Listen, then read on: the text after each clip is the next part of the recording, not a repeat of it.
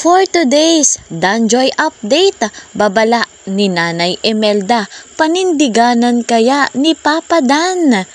Nasa ligawan stage na nga po ang love team na Danjoy. Dahil po dyan, meron nga pong babala si Nanay Imelda kay Papa Dan. Ano po ito? Malalaman natin maya-maya lamang. Mega love shoutout po muna sa lahat po ng ka-member ko ng Karepa, Kalingap Reactor Partner, at special shoutout po kay Madam Luz Viminda from Tacloban City. Ayan, special shoutout po Madam Luz Viminda. At eto po, si Madam Shirley Rubanol from Ilocos Sur. Ayan, hello po Madam Shirley. At eto pa, si Madam Paragina watching from Jeddah. Wow! Special shoutout po sa inyong lahat. Kitang-kita naman natin, marami talagang nagmamahal sa love team na Danjoy. Mega love shoutout din po sa lahat ng mga subscribers, listeners, mga silent viewers, mga OFW. Mega love shoutout po sa inyong lahat. Patuloy pa po nating suportahan Kuya Val Santos Matubang at Kalingap Rob. Gayon din po ang kanilang may bahay, Ate Edda Vlogs at Chucky Tapia. Napakabuti ng kanilang layunin sa mundong ito.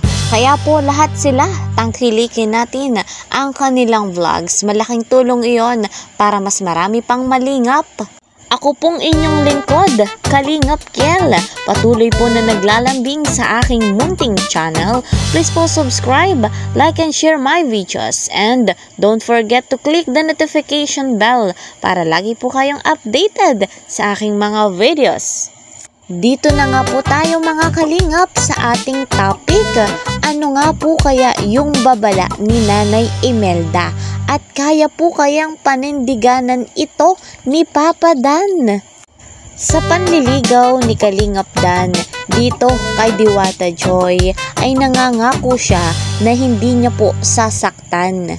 Kasabay po ng kanyang pangako, buong puso niyang nire-respeto kung ano man ang magiging desisyon ni Diwata Joy sa kanyang panliligaw. At syempre, si Nanay Imelda, pinanghahawakan niya yung sinabi ni Papa Dan na hindi niya daw po sasaktan. Ito nga pong si Joy.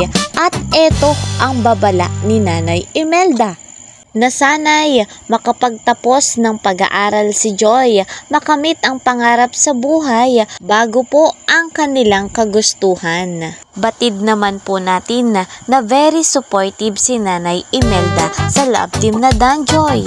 Sa katunayan, kinikilig nga rin po si Nanay Imelda sa love team na ito. Wala naman pong ibang hiling ang mga magulang kagaya ni Nanay Imelda kundi sa ikabubuti ng kanilang mga anak. Napakabait talaga ni Nanay Imelda, nakaka-proud na nanay. Pero ngayon guys mga kalingap, ang tanong, kaya po kayang panindiganan ni Papa Dan yung mga babala ni Nanay Imelda? Sa nakikita ko po guys mga kalingap, yes na yes, kayang-kaya po yan ni Papa Dan. Nabanggit nga po ni Kalingap Dan, willing to wait po siya kay Diwata Joy. Hindi naman daw po siya nagmamadali. Ganyan talaga ang pag-ibig.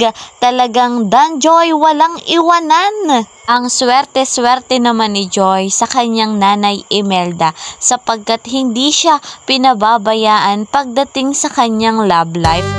Very supportive. Bago po natin tapusin, batiin muna natin ng love team na Danjoy sapagkat ngayon po ang kanilang ika-6 na buwan bilang love team. Ayan, happy Mansari Danjoy!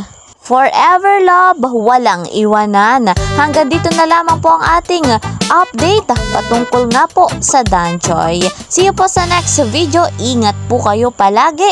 Bye-bye!